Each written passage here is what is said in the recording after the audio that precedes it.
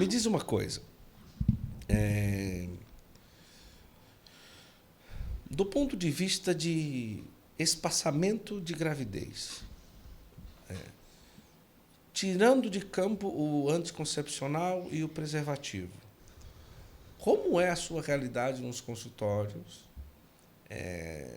para direcionar as pessoas, as mulheres, os casais? Existe o método Billings e somente ele? Existem outros caminhos?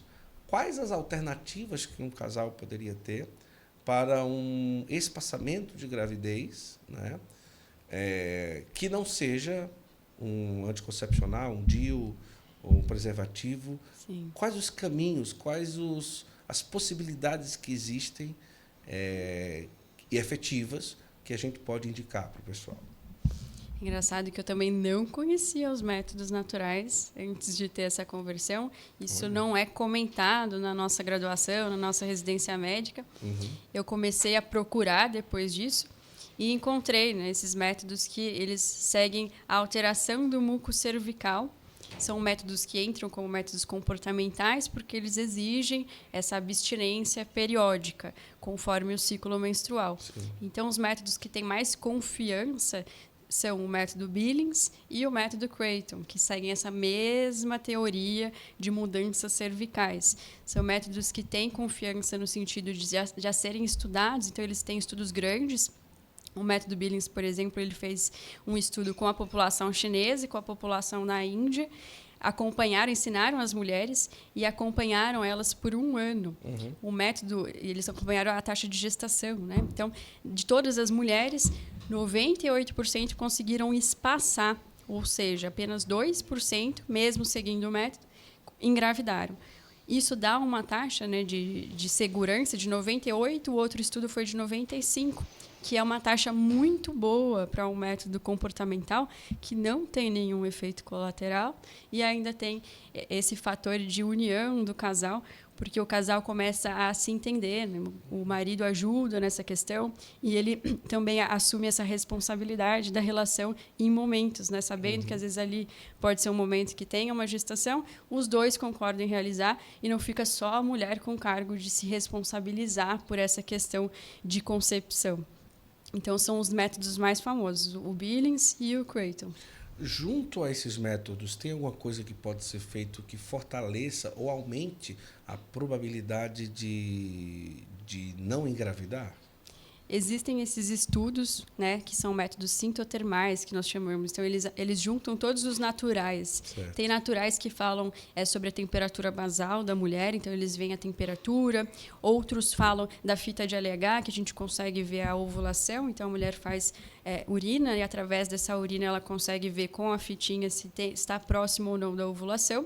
Mas o que eles entenderam é que, quando a gente junta tudo, a mulher fica mais confusa do que realmente aumenta a efetividade. Então, a orientação oficial é que siga apenas um dos métodos. No geral, em torno desses de fita de LH e de temperatura, eu confio mais também nos métodos naturais, que são esses métodos que são mais padronizados e que precisam ali de alguém ajudando, que é a instrutora. Então, fica mais orientado. A temperatura em si tem algumas circunstâncias que não dá para utilizar, e a fita de LH ele tem esse custo a mais também, porque a mulher precisa ficar comprando a fita, né? Às vezes fica inviável. Já os métodos naturais, que são de mudança cervical, eles podem ser usados em qualquer momento da vida da mulher, inclusive no pós-parto, que é um momento importante. Às vezes acontece da mulher se converter e desejar isso, e às vezes o marido não.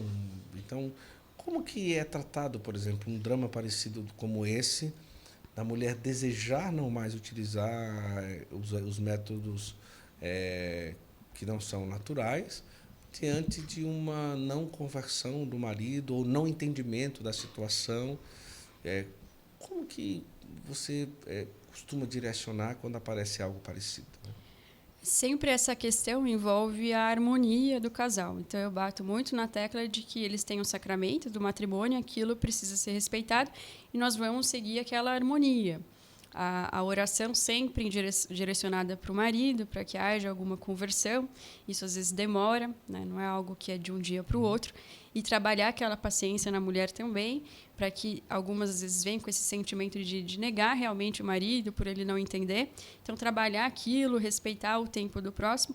E no sentido dos anticoncepcionais, se por acaso ele não aceitar por essa questão religiosa, também comentar sobre as questões de saúde. Então, olha, seria melhor para a minha saúde se eu parasse de utilizar. A gente tem esse outro método, que é um método também eficiente. A gente pode fazer o espaçamento, né? A abstinência não é por todo o ciclo, então é um período geralmente de 6 a 8 dias no mês que tem que fazer o espaçamento, que não pode ter relação. Explicar aquilo para o marido, a maioria entende por questão médica, eles falam, nossa, vai ser melhor para ela vai ter menos efeitos colaterais, a libido melhora. Então, tem esses fatores que eles entendem também e ajudam para que elas progridam para um método natural, que já é um excelente passo.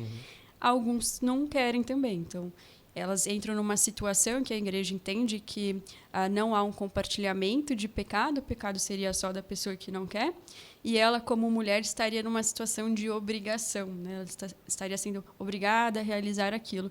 E para ela, por exemplo, ela poderia comungar porque não seria um pecado assumido, né? Dentro dessa circunstância, mas sempre trabalhando ali para a tentativa de conversão, não medindo esforços em oração, sacrifício e penitência. Agora, o próprio uso do anticoncepcional em si, ele, além de tudo aquilo que a gente já falou hoje e tal, é algo que, como a gente também já comentou, é espalhado no mundo inteiro. É uma coisa mais fácil do mundo das pessoas acessarem e tal, né?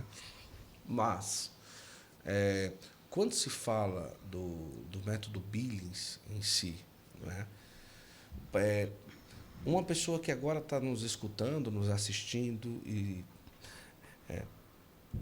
para que a mulher entenda, você falou 6 a 8 dias, talvez, de espaçamento em um mês, né? Isso. Para que ela consiga entender e achar um caminho em relação a isso. Ela precisa de um grande estudo. Tipo assim, num podcast como esse, a gente pode dizer, olha, o método Billings é assim, assim, assim, faça isso, faça isso, faça isso. Ou realmente ela precisa procurar um acompanhamento para que ela possa aplicar esse método na vida dela? Precisa do acompanhamento. Inclusive, de todas as mulheres que já me procuraram até hoje, eu consigo colocar nos dedos de uma mão só as mulheres que realmente estavam fazendo o método Billings corretamente. Então, muitas acreditam que estão fazendo, mas, na verdade, o que elas fazem é o método da tabelinha, por exemplo. Então, só o fato de você se abster no período que você acha que é o período fértil, porque a tabelinha está avisando, porque o aplicativo está avisando, isso não faz daquele método o método Billings. Então, o método Billings, ele tem essa questão da percepção da mulher. Então, é uma mulher que nunca percebeu como que é o corpo dela, que usou anticoncepcional por anos. Então, ela não tem essas alterações de muco cervical, né, que vem ali na vulva, ela não tem sensação, ela não sabe como é que é. Isso leva um tempo para ela começar a sentir. Então, o que eu vejo de dificuldade é, na verdade, delas entenderem qual que é a sensação, o que é para eu sentir. E para a gente passar para elas, às vezes tem também essa dificuldade. Então, olha, você tem que sentir assim, você vai sentir molhada, vai sentir escorregadio, o muco tem assim. Então, aquilo leva um tempo porque ela precisa observar na prática. Então, conforme vai passando o ciclo, ela vai vendo, vai criando confiança e vai melhorando a sua percepção. E o método Billings, ele é metódico também. A gente precisa de um gráfico, a gente precisa que ela escreva. Porque imagina que a gente nem lembra o que comeu ontem, né? Quase. Como é que vai lembrar como a gente se sentiu ontem ou anteontem? Então, precisa ser anotado. Aquilo precisa ter um gráfico e tem regras também. Então, a gente segue ali as regras. São 4 regras. Não é complexo, né? Como você perguntou. A gente aprende aritmética, né? Na escola. Aprende tanta coisa difícil. Algumas pessoas aprenderam, não, brincadeira. Brincadeira. Sim. Vamos lá. Não, imagina, tanta coisa que a gente já aprendeu, conseguiu superar. Claro. E por que não aprender isso? Então, não é um bicho de 7 cabeças. Precisa, sim, dessa sensação, da percepção da mulher em si. Precisa um pouco da teoria. Sim. E hoje em dia, graças a Deus, tem muitos cursos que ensinam o método Billings. E eu acho que a parte prática é a mais importante. Então, o conhecimento você adquire. Você precisa de alguém ali só para falar, é isso mesmo. Você está anotando certo. continua assim, aqui você errou, faça isso desse jeito, aqui é a regra tal. Essas 4 regras seriam quais? As regras que são para espaçamento, né? Então, a regra 1 que a gente fala é a regra que a gente não pode ter relação sexual nos dias de sangramento intenso. Porque nesses dias a gente não consegue perceber a nossa sensação da vulva, que é a parte externa da vagina mesmo. A gente não tem percepção de como está o nosso corpo. Então, é meio no escuro, não pode. A regra 2 é a regra que a gente pode ter relação em noites alternadas, quando aquele dia foi reconhecido como um período infértil.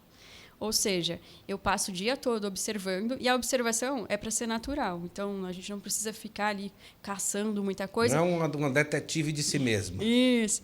É para ser natural, porque a rotina é puxada para todo mundo. Então, por exemplo, agora eu sei como é que está lá embaixo, eu falo para as pacientes. Então, qualquer momento do dia, você para um pouquinho para pensar, você sabe como é que está lá embaixo, e todas as vezes que você for no banheiro, você também consegue observar como está o papel higiênico. Então, você vai se limpar de qualquer forma, você dá uma olhadinha.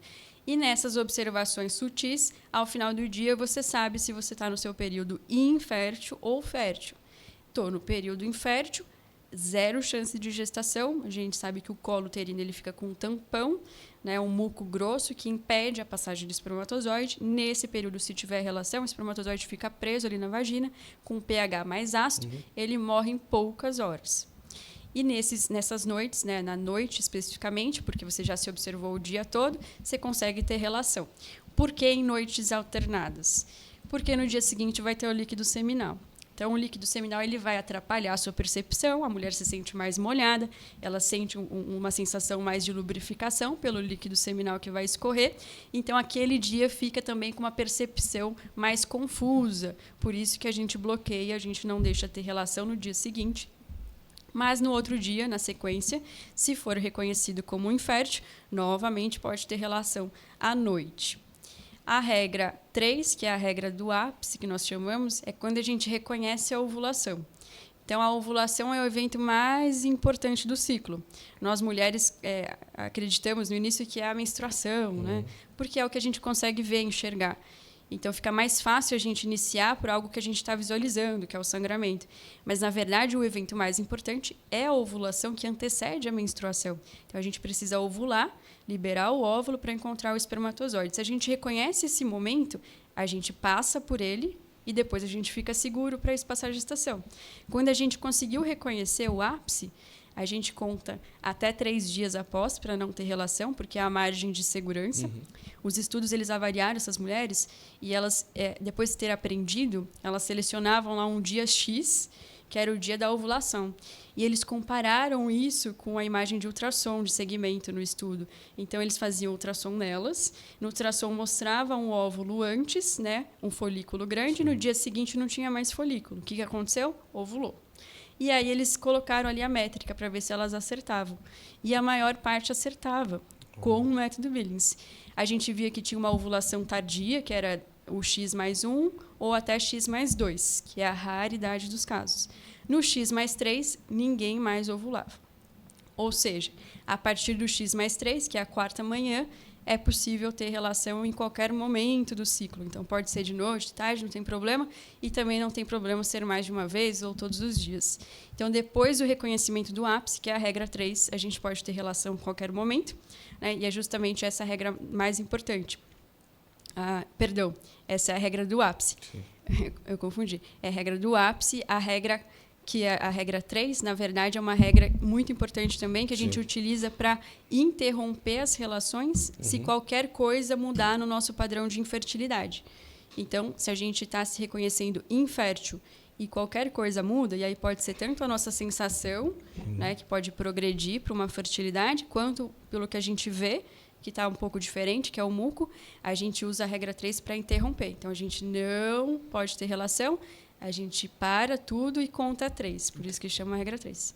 E aí, depois de reconhecido o ápice, que seria a regra ápice, que a gente fala que é a 4ª, aí sim pode ter relação a qualquer momento. Então, se reparar, no ciclo todo, a gente tem esse período pós-menstruação, que são noites alternadas de relação.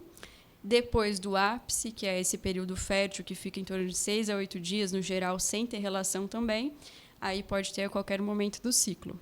No caso, no mês seriam 6 a 8... 6 a 8 contínuos, que são o ciclo, que é o período fértil, que não pode, uma semana. E antes disso são noites alternadas. Ah, entendi. É algo muito especial falar sobre isso aqui. E a pessoa pode procurar, né? Claro, nem todo mundo consegue ter um acompanhamento com a ginecologista, seria o ideal, né? A ginecologista católica para isso. Mas existem programas e movimentos no Brasil que ajudam as pessoas a conhecerem o método Billings, né? Isso, é importante você mencionar. Porque, na verdade, os instrutores, eles não são profissionais de saúde necessariamente. Então, são de outras profissões. A pessoa tem como chegar até a ginecologista que é católica e ela vai ajudar, melhor ainda. É legal, é bacana, é muito bom, né? Mas existem instrutores, né? Sim, e o trabalho deles é acompanhar, ensinar, né, ver os gráficos, ver que está tudo certo. E é muito interessante que os instrutores, eles vendo ali que tem alteração de ciclo, tanto de sangramento irregular, né, que é fora do período menstrual, ou aumentado, ou muita TPM, qualquer coisa diferente, eles acabam mandando para o ginecologista, que entende do gráfico. Então, eu recebo de algumas instrutoras. Elas falam, olha, eu avaliei o gráfico dessa paciente, está assim, X, eu acho que tem alguma coisa errada. E a gente vai pesquisar. Então, o nosso trabalho fica ali no pente fino, depois de ver esses gráficos e encontrar qual que é a doença que pode estar prejudicando a percepção daquela mulher. Mas não pode acontecer de a mulher ter um ciclo extremamente desordenado e não conseguir fazer o método Billings, por exemplo? Dificilmente. O que acontece é que ele é tão seguro nesse sentido de regras que a mulher vai ter poucos períodos para ter relação. Então, ciclos desordenados, vamos dizer assim, que tem algum tipo de problema, a dificuldade vai ser que ela vai ter poucos momentos para ter relação, porque a gente usa muito a regra 3, né? A gente vê que não está no período infértil, ela está confusa, então não tem relação, né? Já que não quer ter gestação, tem a responsabilidade de não ter a relação naquele momento.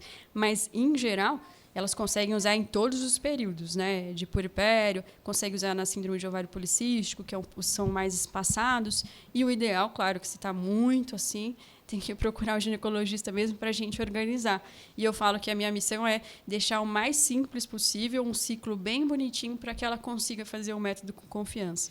Mas a tabelinha, ela pode auxiliar o Billings, por exemplo? Ou atrapalha? Nos ciclos que são muito regulados, é engraçado. O meu ciclo é assim, inclusive, ele é de 28. Eu tenho ali o aplicativo também, que coloca algumas informações. O período fértil, que ele aponta, que é a tabelinha, os aplicativos usam esse esquema da tabelinha, ele não é coincidente com o período fértil que eu sinto. Então, o problema é esse, ele até ajuda, mas fica mais confiável quando você dita o que você está sentindo. Porque como é que o aplicativo vai descobrir, né? Então, ele coloca aquele mesmo cálculo todos os meses. Se você tem, por exemplo, alguma alteração de estresse, algum uso de antibiótico, alguma coisa assim, você vai adiar a sua ovulação. E aí você vai mudar a sua janela de fertilidade. Então, o Billings ele é bem mais seguro do que a tabelinha.